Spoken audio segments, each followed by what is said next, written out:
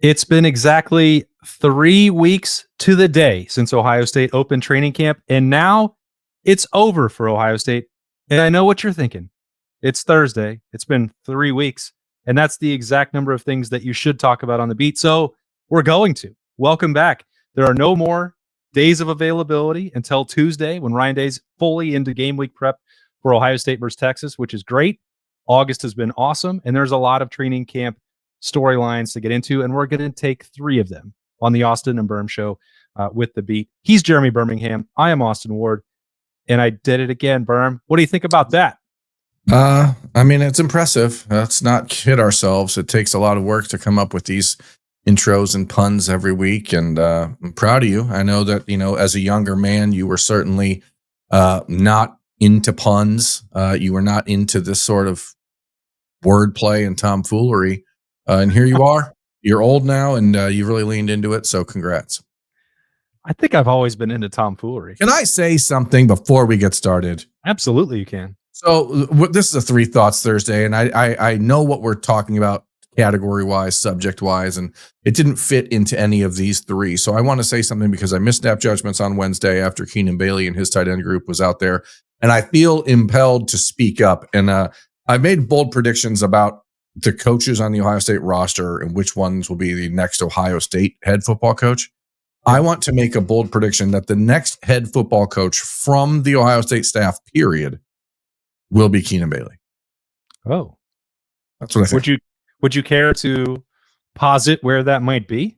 No, I mean, there's going to be, he's had opportunities in the last couple of years to take promotions and do offensive coordinator jobs. And I just think when you listen to Keenan Bailey, he's super, super impressive. And, the ability to fall back on the 10 years that he's worked with Ryan Day and Brian Hartline. I think that, listening to him talk about that on Wednesday really was a reminder, like there's somebody going to get a special young football coach in the very near future when Keenan Bailey's given that opportunity. And it's certainly, I don't think he's like a Power 5 head coach next year or Power 4 or whatever power number we're into these days, but he is going to lead a program. And once he starts leading one, he's going to turn into one of the best coaches in college football. It's kind of hard to imagine a future reality where Keenan Bailey is not in the Woody Hayes Athletic Center.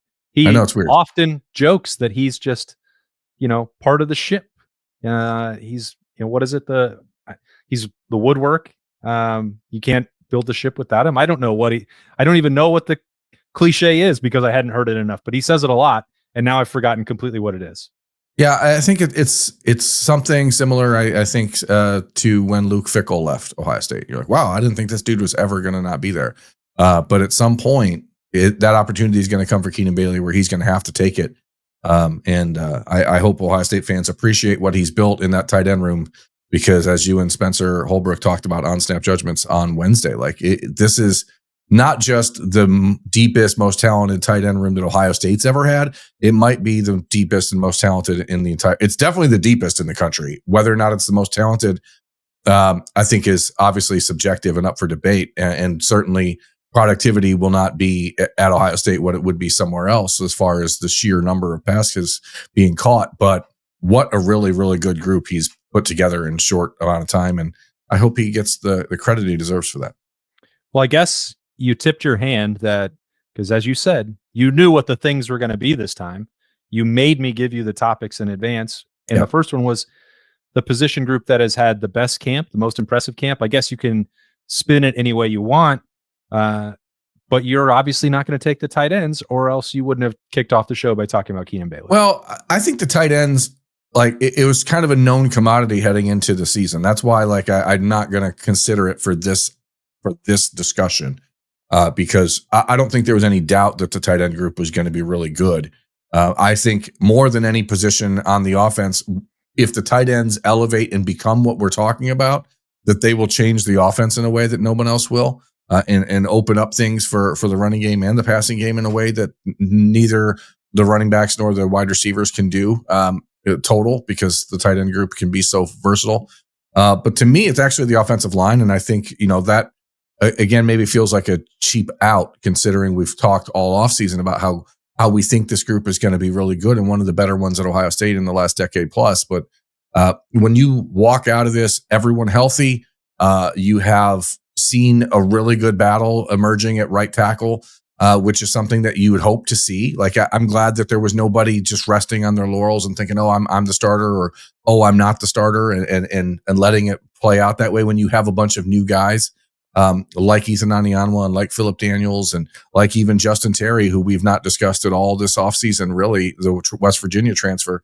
Like, there are legitimately 9 to 10 guys who you can count on in this room. And to say that at Ohio State after all of the hand wringing about the offensive line recruiting and development in the last few years is just a real breath of fresh air. And so to me, there's no group that's solidified that they are going to be solid and a leader for this team more than the offensive line, because there's no question marks there for me. Yeah, I've said pretty regularly throughout this month that I don't think there's a position group that's changed the perception more than the defensive line. So I don't want to go to that well for this one. I think if what you're saying, if I'm going to follow that up with the one that's solidified themselves the most, it's got to be the linebackers. I mean, we've gone maybe over the top with the conversation about Arvell Reese with his athleticism, his potential, his upside. Although I don't know if it's possible to be hyperbolic about what that could be. And at times that has come at the expense of conversation about Sonny Styles and year 2 of being a full-time linebacker. It is the tandem of those guys working together that makes this so tantalizing to watch what Matt Patricia and James Laurinaitis are going to cook up. And then adding the fact in that Peyton Pierce is viewed as a starter, that there are packages and opportunities for him to play as if he is one, as that third linebacker. And then Riley Pettijohn putting himself in that mix as a 4th game-ready player. Garrett Stover, who I don't view as being that far away either, although that's a James Laurinaitis decision, not an Austin Ward decision, obviously. Like, that That'd be cool though if it was. Like, if James called you like next Saturday morning and was like, hey, Austin, we're getting ready to play Texas, but I got to know, do you think Garrett Stover's ready to go? And I'd be like, you know what, James, I appreciate you asking, but you should go with your gut. Don't listen to me. And I mean, that has happened a lot, right? We get those calls all the time. Like, who should Ohio State play? Let's listen to the beat. Austin, who are Austin and Birm talking about? That's probably the way you should go. Like, 100%. Definitely a real thing that happens. That group is deep. It's talented. It has changed so dramatically. Not even from 5 years ago, although you couldn't even compare those groups to this one, but even like 2 years ago, the amount of players that are game ready, and not just game ready, but all conference ready, all American ready, Buckeyes Award caliber players. Like, James Laurinaitis has done a fantastic job. There has to be some, I think, tribute as well to what Jim Knowles did working with that group, but that's a fraction, because the recruiting side is what's really elevated the totality of the room, which is a James Laurinaitis specialty at this point, although he would push back on that the same way Brian Hartline would, that he's a great recruiter. He just builds relationships and he develops the guys that come to play for Ohio State. He's doing it at a super high level, and that's a group that I'm really excited to see how they're deployed this year, because I think it could be a marvel to behold. Yeah. And this is why I love college football, honestly, because it's so different than the NFL. Like, yeah, you have Arvell Reese and Sonny Styles and Peyton Pierce ready to go, and you've got 3 starters, but we have to always start looking ahead to next year already, like, which sounds crazy. Like, it's great that James Laurinaitis has those guys ready to go, but if Garrett Stover and TJ Alford aren't ready to go by the end of this year, then all these same questions reappear for next season. So, it's going to be an interesting thing to watch as James balances that out, because the expectation is for Sonny and Arvell, if they are what we think they are, that both of those two will be riding off to the NFL after this season. So then it's like, how do you prepare for the future? That it's just a never ending conquest when it comes to these coaches and the development of their rooms and trying to find the right guys to be the right players for what they need. And James has proven himself pretty adept at that so far. He has. And you could probably take somebody from that linebacker room and apply that to thing number 2, which is a specific player, maybe under the radar, who we weren't talking about a week ago, 2 weeks ago, throughout July, any of the spring review, rewind previews, that now has put himself in a position where he's got to play a role. I don't know. It doesn't have to be a starter, Berm. I don't think there's a ton of those jobs necessarily up for grabs, but someone that, as you put it, has to play for Ohio State that maybe we didn't consider enough in the offseason. Yeah, I mean, I would. The cheap answer here would be Peyton Pierce, because but he is viewed as a starter. Texas Tornado. The Texas Tornado, precisely. I just think that the conversation around him, and that really started in January, because we're well aware of the fact that other schools around the country were trying to come in and convince him to depart Ohio State. And when you listen to him 2 weeks ago, when we had an opportunity to talk to the linebackers, talking about his goals and wanting to be a captain at Ohio State, like, I just think that sort of heart and soul guy is what you really have to turn to when things get tough. And there will be times when things get tough this year. But that's why, to me, the player that I want to spotlight here is actually Bennett Christian. I think there's this weirdly fine line between guys that we know are going to be big contributors when it comes to statistical output and production. And then there's other guys who are going to be counted on to play a lot, but they're always going to be out there kind of doing the dirty work. And that's what Bennett is. But if you listen to what Keenan Bailey said about him on Wednesday in that press conference setting the media availability, the way that the entire team has deferred to Bennett as a leader of everything he's been through as the fourth-year guy in that tight end room, I don't think that he's a guy we're ever going to talk about enough for how important his role is. But when it comes to this offense specifically, because Max Clare is still learning how to be a well-rounded full tight end, because Jelani Thurman has also been trying to figure out little pieces of his game, the pieces that Bennett Christian provides, which are like, that you have an elite edge-setting blocker out there at tight end, and that is so vital for this team. And then you couple that with his leadership off the field and in the locker room. And I just think that he's a guy we're never going to talk about as much as he deserves to be talked about for everything he's put into Columbus. But Bennett's that guy for me. Feels like echoes of G. Scott a little bit to me. Yeah, maybe. I think that, with G, they're not the same kind of player, but they're tight ends who the leadership is going to carry a lot of weight here. Yeah, and I think in some ways, like last year, G was sort of thrust into that mode by default because the room was turning over, and you added Will Kazmarek, and you had just lost Cade Stover. So somebody, like, you just had to fill that role, and thankfully G did it the way he did. I think this is slightly different in that Bennett has become the de facto leader, even without the expectations of being the guy out there on the first play. Like, I just think that is so much more important now than ever in college football with the player movement era and how easily guys can leave your roster and leave your locker room. I think when you have guys that are just saying, hey, I'm sticking it out no matter what, follow me and we'll get this done. It may be hard, but we're going to take care of it. Like, I just think that type of guy matters a lot. Yeah. I think we got to 2 weeks before training camp and the buzz was building. So I don't know if this is truly under the radar, but it still had not really happened in spring camp or training camp before, or flashes of playing time in the past. It was like Will Smith Jr. went from no conversation whatsoever to, hey, he might be the third most important defensive lineman on this team, defensive tackle. But considering the amount of conversation we've had about the depth and the fact that there are 5 pieces out there at defensive end that I think Ohio State will use all of them, and how tenuous the situation could still be, or at least having some skepticism or uncertainty about that depth at defensive tackle, having someone who appears to have clearly entrenched themselves as the top backup behind Caden McDonald at nose guard is a huge deal. And every single person that comes off the practice field, or outside observers who get 1 or 2 days to go watch a practice, talking about Will Smith, making this leap and how he can help this team. And I don't know what that's going to mean in terms of workload and snap distribution between Caden McDonald and Will Smith. We're going to see. He's still got to prove a lot, but that was how many hours, Berm, have we spent, talking about that position and who's the nose, who's going to help at 3-tech? Like, what's that depth going to be like? And Will Smith went to work and then put up his hand and he's like, you can count on me.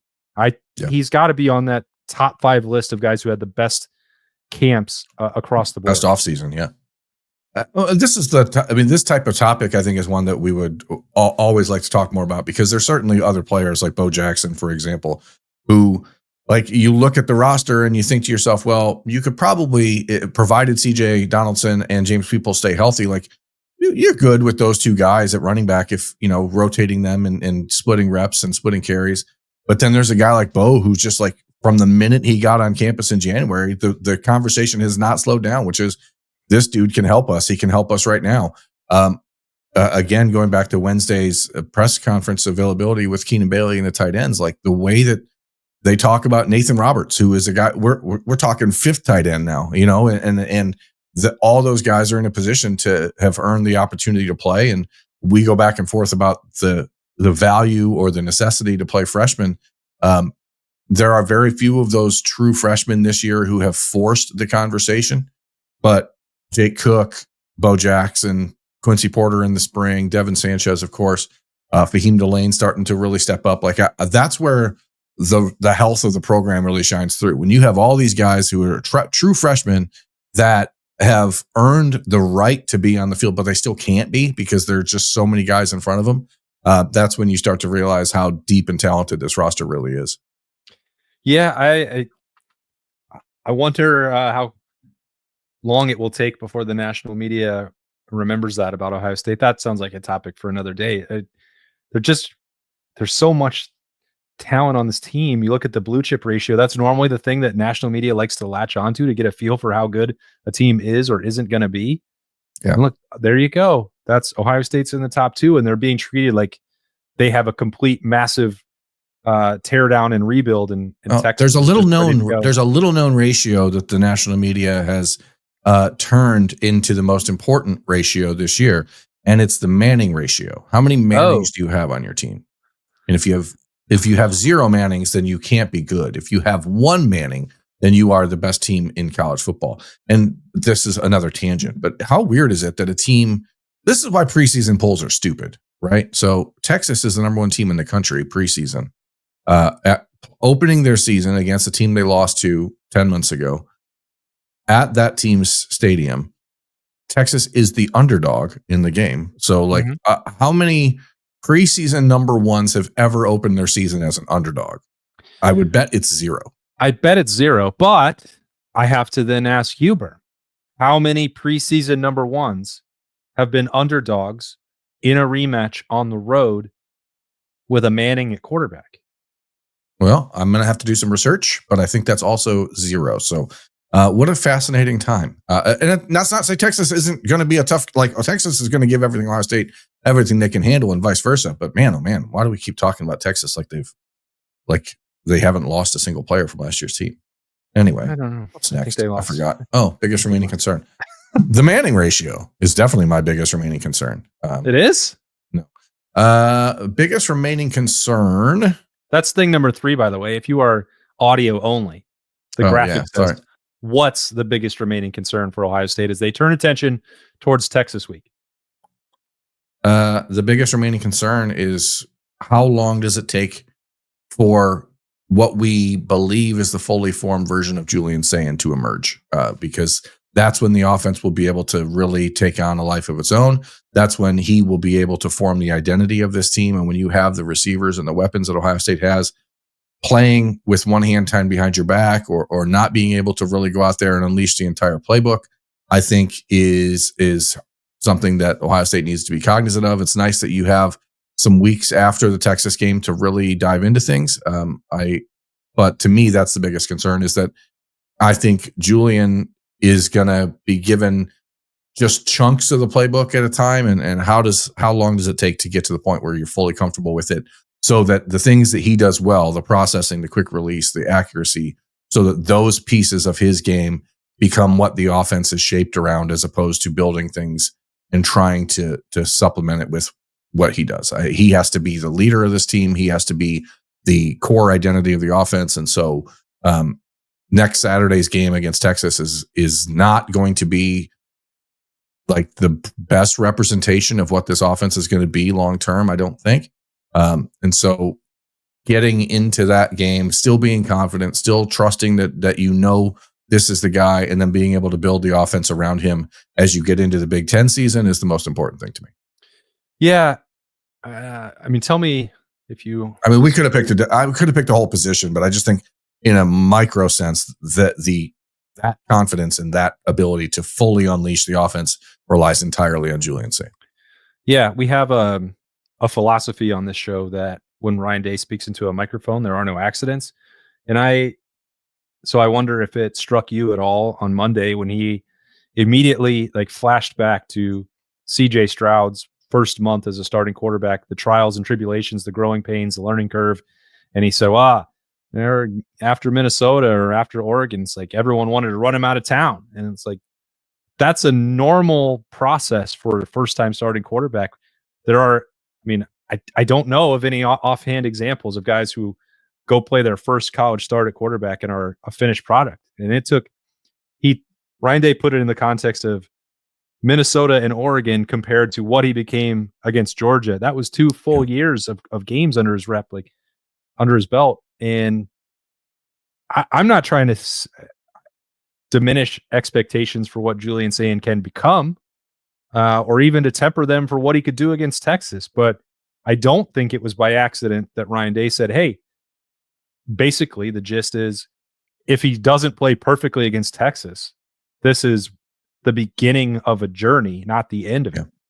Well, I mean, we talked about that at last Friday's episode of The Beat. I mean, that was the CJ Stroud experience in 2021 is what I thought was the most accurate representation of what we should expect to see out of the Julian Sayin experience. So I'm glad that Ryan Day listened to last week's show is what I'm really trying to say, because I felt like that was the most like for like comparison, not the competition that CJ had with Jack Miller and Kyle McCord and Quinn Ewers at the time, but just in his personal growth and the expectations that people are going to have when you put a 5-star quarterback out there with all these weapons. The belief that a lot of people have is that this is like a video game and you go out there and this quarterback has the ratings and the attributes are all there. So every throw can be made and it's really just up to you to press the button at the right time. And that's not how real life works.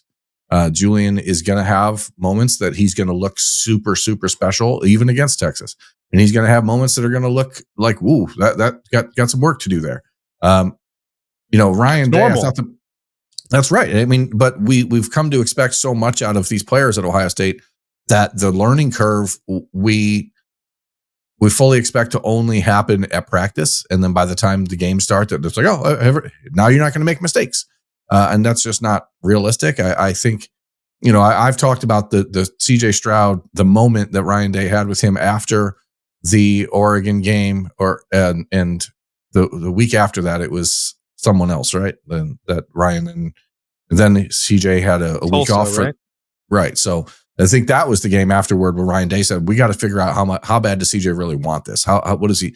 And there was some lingering concerns about the shoulder, and then all of a sudden the shoulder was fine 2 weeks later when he was back out there and throwing for 400 some yards again and again and again. So I think that Julian is just in a position where everything that this team can be at its ultimate peak at the fully armed and operational Death Star is entirely based on how quickly Julian Sayin takes the reins and says, "This is my team, this is my offense, and let's go."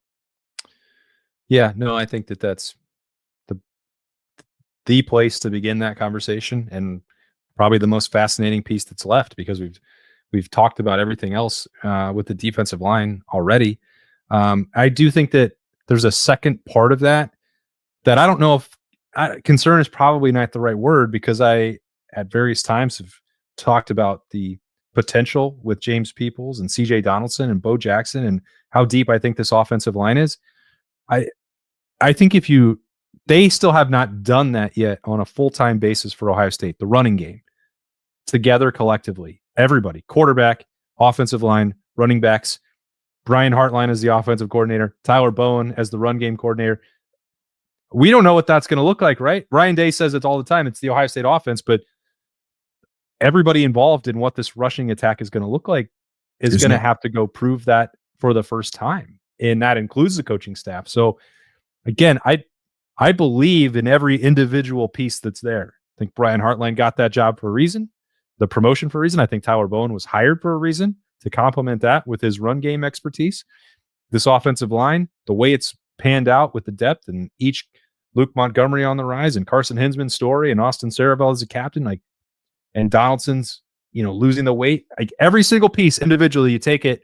And I would say, I like that. And I think it's going to be productive for Ohio State. It's once it's all fit together collectively, what is it going to look like? I don't know. I'm optimistic about it, but I don't think that it would be off base to have some healthy dose of like uncertainty, maybe walking up to the line of skepticism, because they have to help put Julian Sayin in position to beat Texas. And Texas is still, as we've said, a really freaking good team with a bunch of talented defenders. Yeah, if you don't run the ball, like that game is going to take on a very similar model or mold to everything that Ohio State has played against Michigan in the last handful of years. The team that runs the ball best is very likely going to win. That's the recipe for college football success. And yeah, there are teams you can play where you can get by without running the ball better than them because you have Jeremiah Smith and all those dudes on the outside. But when it comes to Texas, you're going to be able to win this game by controlling the football and keeping their defense on their heels. And you can't do that if you can't run the ball. So whoever Ohio State turns to, whether it's James Peoples or CJ Donaldson or Bo Jackson or the read option game or end around stuff to the receivers, whatever it is, like how Tyler Bowen, Brian Hartline work together and how Ryan Day handles these two new voices in his ear, and not guys that he's known he's known Brian Hartline a long time, but it's not the same level of trust on the field that he had with Justin Fry and Chip Kelly in his ear. So it'll be a different experience. And, I think that Texas has no idea what the Ohio State defense is going to be. And even though Ohio State has all these new pieces on offense, like to the point you made earlier, this is the Ohio State offense. So Texas is going to have some idea of what to expect. So like, this isn't the type of game where the Ohio State offense, the new brain trust, can come out and be a clunker right away. Like, you have to be you got to be on your A game real early to put all these guys in the right position. Yeah. Well, we are, what are we now? 9 days away? Yeah. 9 days away from the opener. It's getting so close. So much excitement on the Austin Birm Show. If there's something about training camp that we didn't get to, tomorrow on the beat is a Freaky Friday, and the mailbag will be open. You can That's hit us popping right now. We got like 20 some questions on that Gmail right now, ready to rock and roll. Sounds like it's going to be a long episode. That is the Austin and Birm Show at gmail.com. If you'd like to get one in there, there's still time because we have not recorded that yet. So get those questions in. We'll dive in the Freaky Friday on the beat, which will put us 8 days away from Ohio State and Texas in the Horseshoe, a big noon kickoff. If you haven't heard, get your tickets now and come hang out. There's also going to be a lot of activities a week from Friday with 97.1 The Fan down at the O on Lane. And Birm and I will be there for a live show. I don't know what the show is going to be. Maybe it'll be a mailbag. Could be anything. That's going to be, we're going to be down there at 2:30. There's going to be shows on The Fan all day long, emanating live from campus in the build up to that game. We'll be down there in the Horseshoe at 8:45 a.m. on 10 TV. But we'll be down all week getting ready for that. That's a week from now. Tomorrow is just going to be a Freaky Friday mailbag on the beat. This has been a Three Things Thursday as training camp has come to an official close. Thanks so much for joining us. He is Birm. I am Austin, and we will talk to you again tomorrow. See ya.